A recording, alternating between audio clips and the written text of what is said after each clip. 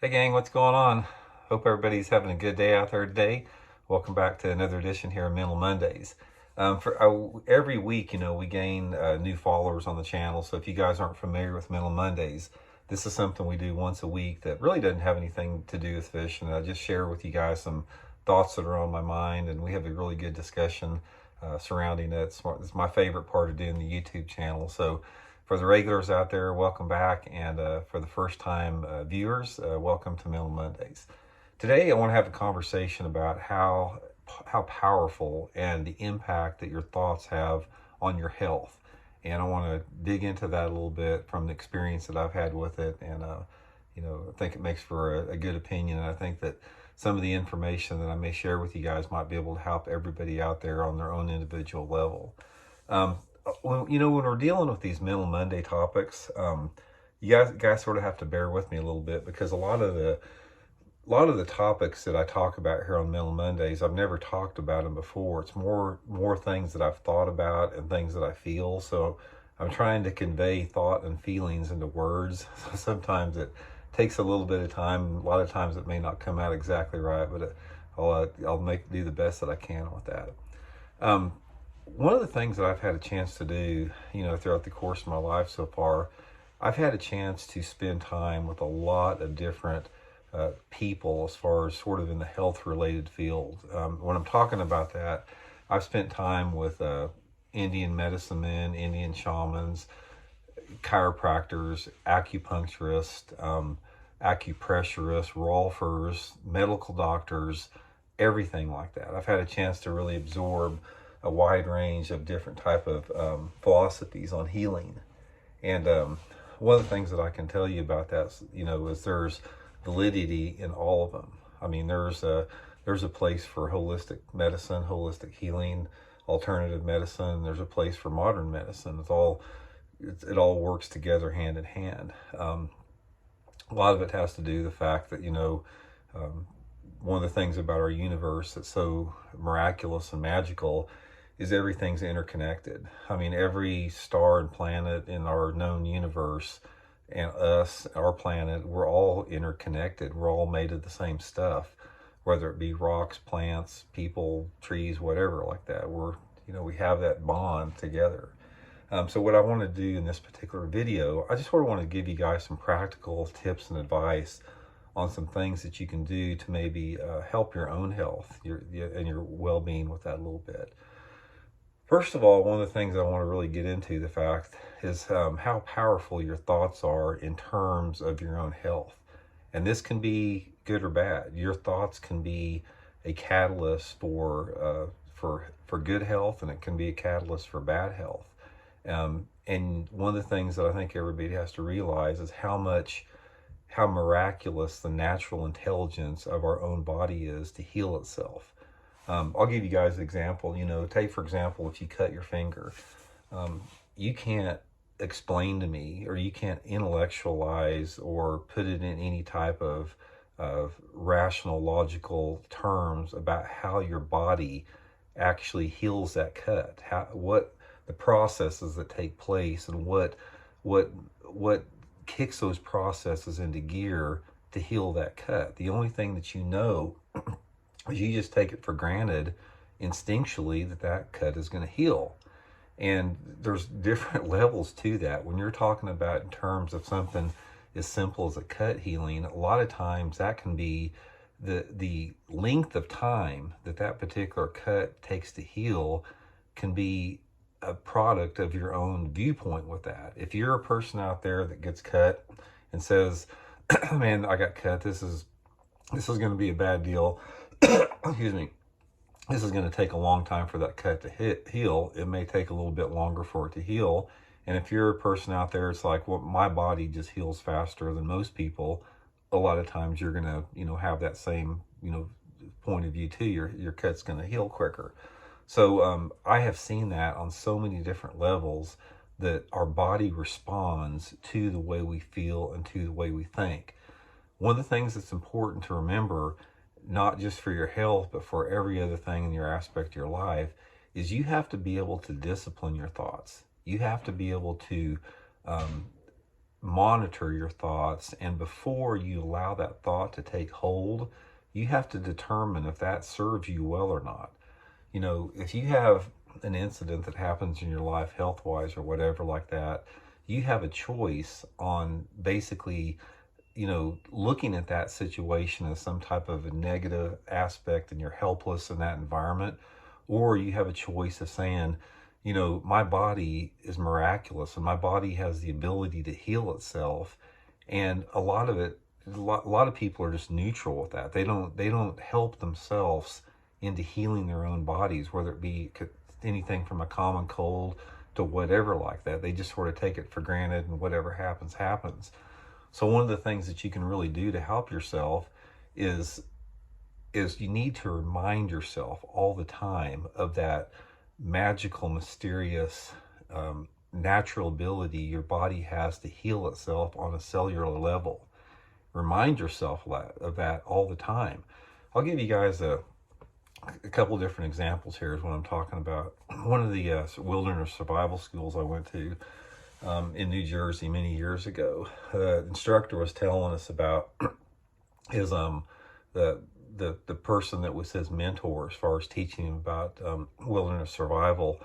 They were camping one time, and the instructor that was teaching the course, he was carving something with a stone knife.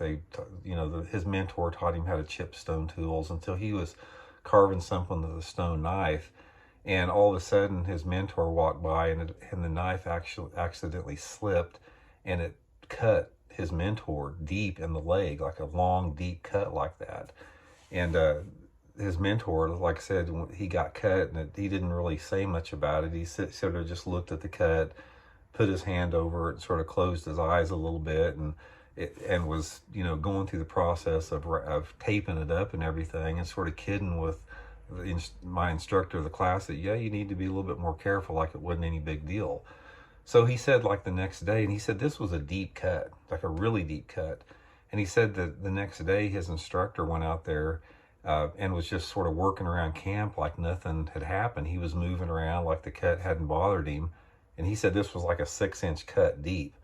And he said, like within a week, the cut had started to scab up, like really, you know, a really nice mature scab, and within the course of like 2 or 3 weeks, the scab peeled off, and he could hardly even see any evidence of the scar.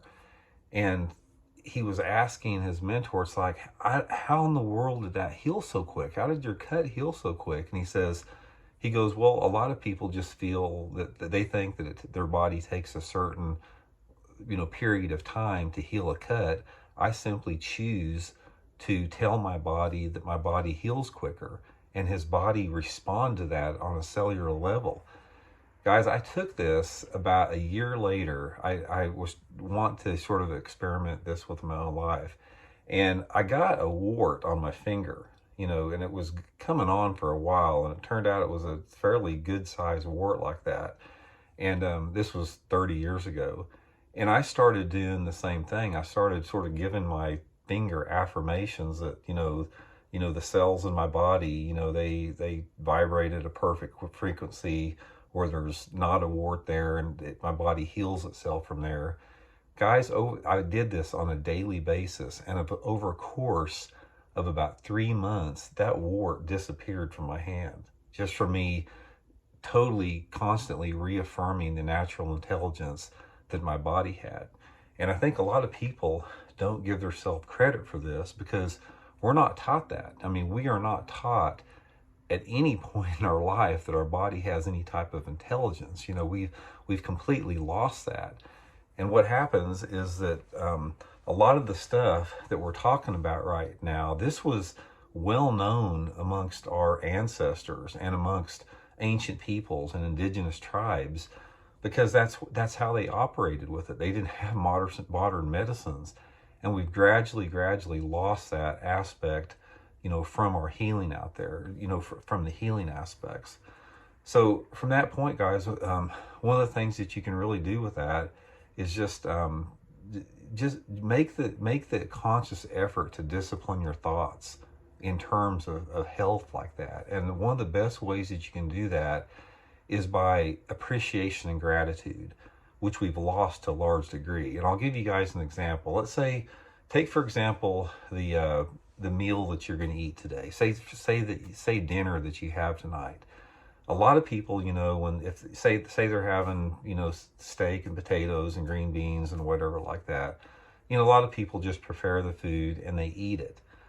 Very seldom do we take eating to that level of gratitude and appreciation that allows it to be healing to ourselves. So what I'm talking about is one of the things that you can do to strengthen your own being and strengthen your own life and strengthen your body is, let's say, for example, you take a bite of that steak that you have tonight. When you take a bite of that steak, when you put it in your mouth and you start chewing it, take a moment to show some gratitude and appreciation for that cow that sacrificed its life so you could be, so you could survive through the food that it gives you. Don't just put that steak in your mouth and mindlessly chew it up. As you're chewing it up, say, thank you, cow, very much. I appreciate your sacrifice, and I'll use the energy that I get for your food to do good things like that. And when you eat your green beans like that, instead of just looking at it and, eating like this inanimate green bean, realize that green bean is also vibrating at a frequency on this planet. It also shares the same atoms and molecules. And give that green bean thanks. When you take a bite of that green bean, it's like, thank you, green bean.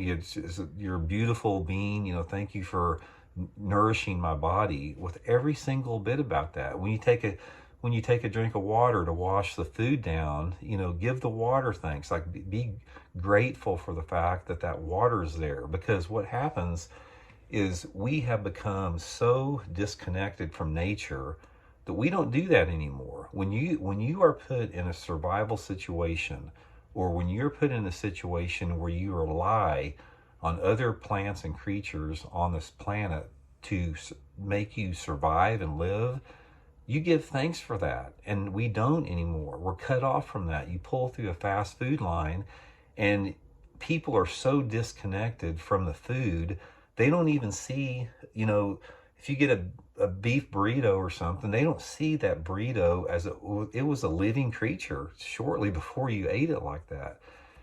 And the more that you have an awareness and a gratitude and appreciation for that, that strengthens you internally. That strengthens your being on a deep cellular level. And by simply acknowledging the fact that piece of steak was a living creature at one time, that allows your body to assimilate the vitamins and minerals and the energy within that food a lot better than if you just wolfs it down. Now, some of you guys are going to probably say, whatever, Andy, just you're way out in left field today. Just think about it a second. Think about it. If you were, let's just put it in this sense right here. Say you and I were out, dropped off in the Montana wilderness somewhere, and we hadn't ate for a week. We're starving to death. And all of a sudden we were able to, however we got it, we were able to take down this deer that was like, maybe had a broken leg or something. We were able to take this deer down. We hadn't ate in a week. When you eat the meat off of that animal, and the fact that you're starving and that animal sacrificed itself so you could live, that gratitude takes hold of you. And that's powerful like that. That's the balance and the cycle and the interconnectedness that we have of life that we have lost today. That's why we have so much disease today. That's why we have so much sickness today, is the fact that we've lost connection with that. So the point of the matter is, guys, is just be more aware. Be more aware of the fact that your thoughts have a big impact on your health, negative and positive both. And the foods that you eat, it's not necessarily the what the food is as far as what's in that food. It's the fact that you need to show gratitude and appreciation. If you eat a dang Twinkie out of the convenience store, if you show gratitude and admiration for whatever is in that Twinkie, at least you're probably going to get something more out of it than just, a sugar rush. So think about it, guys, before you goof on what I'm talking about it here.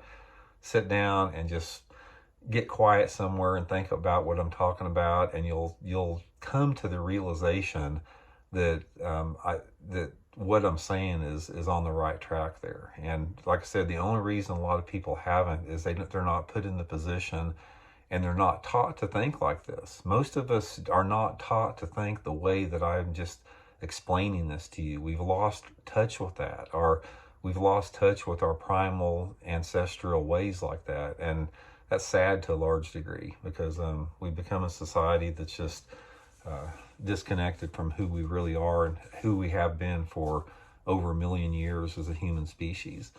Anyway, guys, that's today's Mellow Monday. Hope you enjoyed it. Hope it stimulated a few thoughts, and we'll talk next time. See you.